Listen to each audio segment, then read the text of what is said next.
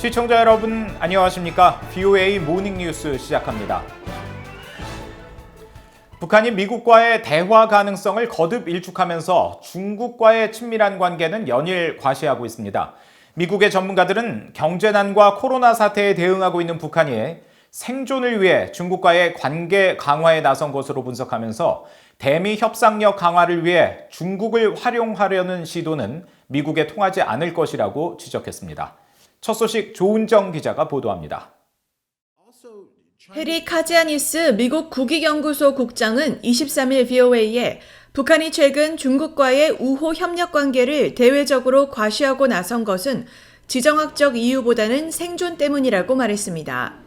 북한이 중국 공산당과 시진핑 주석을 진심으로 사랑하고 존경해서가 아니라 필요에 의해서 하는 행동이라며 미국으로부터 제재 해제 등 원하는 것을 얻을 수 없다는 판단에 따른 것으로 분석했습니다. One word, survival.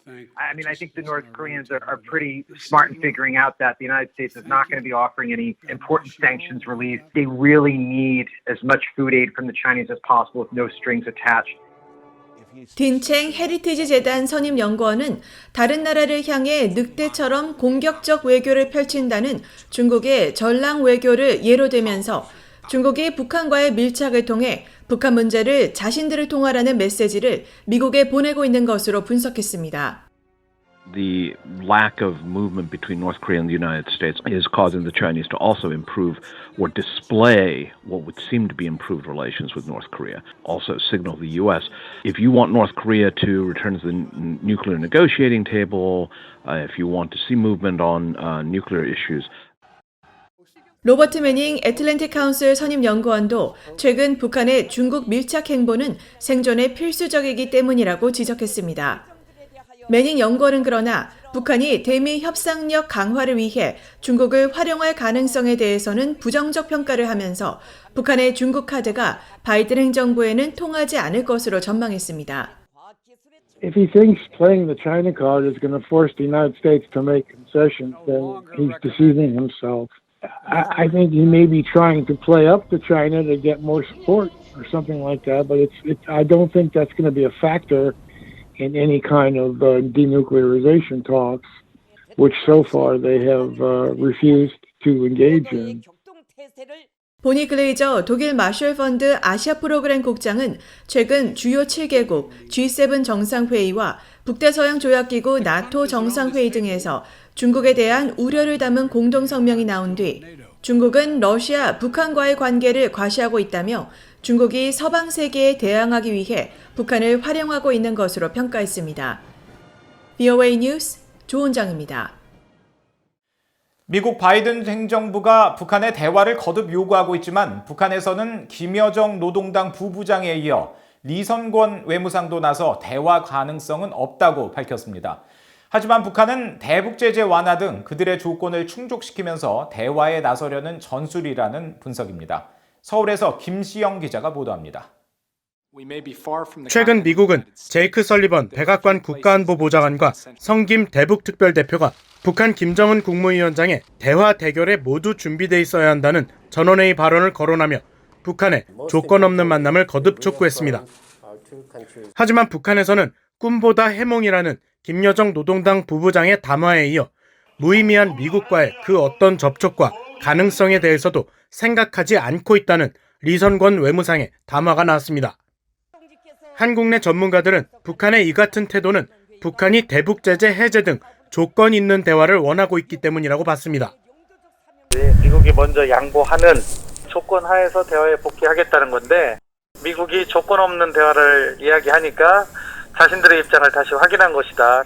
그것을 보면 제재도 포함되어 있고 연합군사훈련 포함되어 있고 그렇기 때문에 8월 연합군사훈련이 중요한 계기가 될 것 같아요. 다른 전문가도 대북 제재의 효과가 크다는 점에 주목했습니다. 경제난 속에서 대화 재개는 절실한 과제이지만 북한이 원하는 것을 얻을 수 있다고 판단할 때 대화에 나설 것이란 분석입니다. 북한 주민들의 생활과 관련된 부분에서 제재 완화에 대한 북한의 기대는 분명히 있기 때문에 오히려 구체적인 것을 내놔라. 미국에 대해서 북한은 대화할 의지는 분명히 있다는 차원에서의 응답이다라고 봐야 되겠습니다. 심각한 경제난 속에도 대화에 나서지 못하는 속사정은 신종 코로나 바이러스 방역이 취약한 북한의 국경 봉쇄 조치 때문이라는 분석도 나옵니다.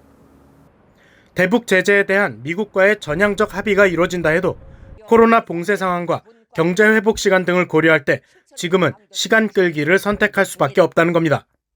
북한이 국경을 봉쇄한 지가 작년 1월 24일 날 비상방역체계를 선포하면 1년 반이 넘어갔는데 지금 상황에서는 협상 등을 받아들일 수도 없고 자신들이 나오기도 어려운 상황이고요. 이런 가운데 미국과 한국이 최근 북핵 수석대표 협의에서 북한 문제 협의체인 미한 워킹그룹을 종료하기로 한 데 대해 실제 종료인지 재조정인지를 놓고 양국 간 온도차가 있다는 일부 한국 언론들의 보도가 나왔습니다. 한국 외교부 당국자는 이에 대한 입장을 묻는 VOA의 질문에 미한 워킹그룹이라는 명칭을 사용하지 않게 되더라도 미국과 한국의 북한 문제 조율은 여러 다양한 창구를 통해 가능하다고 강조했습니다.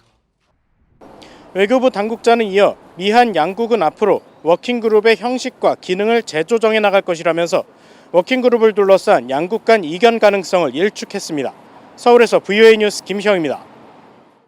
바이든 행정부 대북 정책의 장기적 목표는 한반도 비핵화이며 단기적 목표는 한반도의 실질적인 긴장 완화이고 이를 위한 대량 살상 무기 축소 등 실질적 조치가 있어야 한다고 미국 방부 고위관리가 밝혔습니다. 콜린 칼 미국 국방부 정책차관은 23일 미국의 민간 연구단체인 카네기 국제평화재단이 주최한 화상대담에 참석해 이같이 밝히고 미국은 한국, 일본 등 동맹국과의 긴밀한 공조를 통해 이 같은 목표를 달성하기 위해 노력하고 있다고 말했습니다. 칼 차관은 또 북한의 비핵화 협상 복귀를 위한 미국의 체제 안전보장 제한 여부를 묻는 질문에 공은 북한으로 넘어간 상태라면서 북한과의 협상은 대화를 위한 대화여서는 안 되며 핵과 미사일, 대량 살상 무기 축소 등 한반도 긴장 완화를 위한 실질적인 조치가 목표여야 한다고 강조했습니다. 칼 차관은 이어 미국은 핵 억지력과 관련해 동맹국의 입장도 확장 억제력 측면에서 검토할 것이라면서 북한의 위협을 대표적 사례로 거론하고 미국은 미국 본토에 대한 북한의 공격뿐 아니라 한국에 대한 공격에 대해서도 억제력을 유지할 것이라고 밝혔습니다. 오는 25일은 한국전쟁 발발 71년이 되는 날이죠. 이 한국전쟁이 남긴 유업은 자유와 민주주의의 승리로 한국의 눈부신 발전상은 전쟁에서 누가 승리했는지를 명확히 증명하고 있다고 미국의 한국전쟁 참전용사들이 말했습니다. 흥남철수를 도왔던 한 참전용사는 공산 독재 정권 치하에 있는 모든 북한 주민들이 한국인들처럼 하루속히 자유와 번영을 누리길 기원한다고 밝혔습니다. 김영권 기자가 취재했습니다. 1950년 6월 25일 북한군의 기습 침략으로 한국전쟁은 벌어졌습니다. 이듬해부터 F-84 전투기를 몰고 100회 이상 출격해 한국전쟁에서 수많은 전공을 세웠던 유진 맥클링 주니어 전 대령.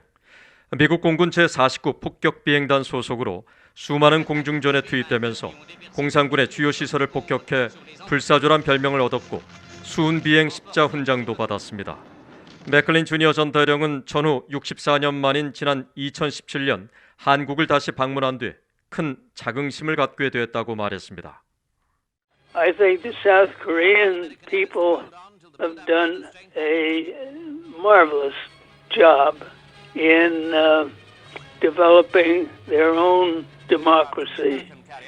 I'm very proud of the fact that I served there to help get you started and keep you free of communism.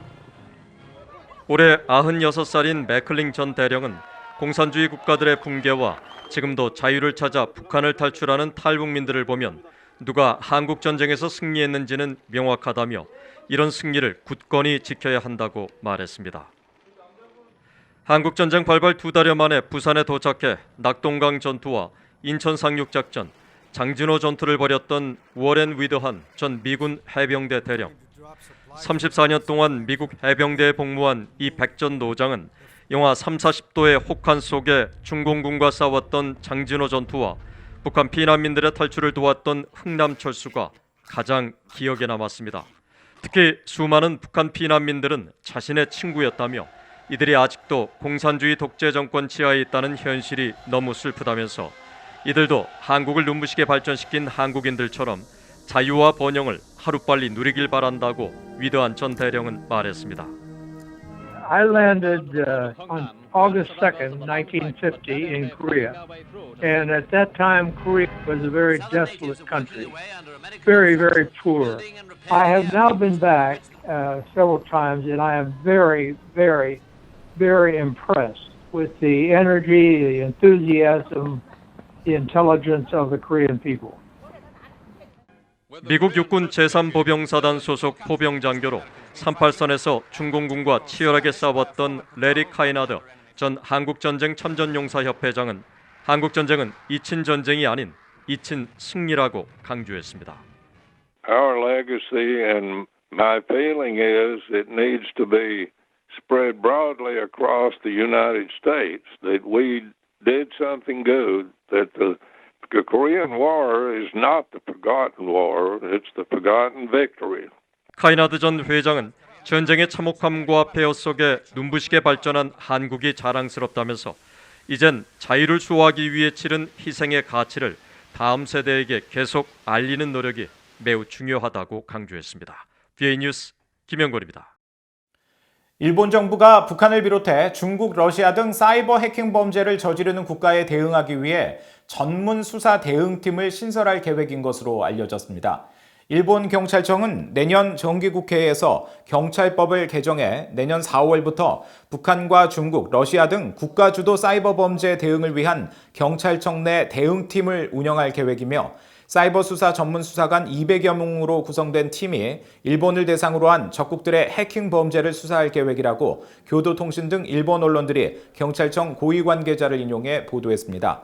북한은 앞서 지난 2018년 1월 일본의 가상화폐 거래소 코인체크를 대상으로 해킹을 벌여 5억 3,400만 달러 상당의 가상화폐를 탈취해 역대 가장 큰 해킹 피해 사건으로 기록됐으며 미국 사이버 보안업체 파이어아이는 2018년 보고서에서 북한이 유엔 대북제재 정보 탈취를 위해 일본 정부기관과 관련 단체에 사이버 공격을 감행했다고 밝혔습니다.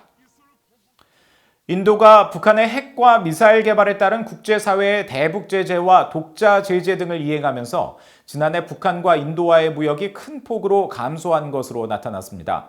한국의 정부기관인 코트라가 23일 공개한 2020-21 회계연도 인도-북한 수출입 동향 보고서에 따르면 2017년 유엔 안보리 대북 제재와 2018년 인도의 대북 독자 제재의 영향으로 지난해 4월부터 올해 2월까지 북한의 인도와의 무역 규모는 268만 달러를 기록해 전년도 897만 달러에 비해 70% 넘게 감소했습니다. 북한은 또 이 같은 무역 급감 상황에서 인도로부터 가장 많이 수입한 품목은 의약품으로 145만 달러 규모였으며 이어 유기화합물과 플라스틱 제품, 화장품, 염료 등의 수입을 많이 한 것으로 집계됐습니다. 보고서는 지난해 북한의 대인도 수출액도 88만 달러로 한 해 전 347만 달러에 비해 75% 가까이 감소했다면서 인도가 국제사회의 대북 제재에 지속적으로 협력하고 있는 결과가 나타나고 있는 것으로 분석했습니다. 이상으로 VOA 모닝 뉴스를 마칩니다. 시청해주신 여러분 고맙습니다.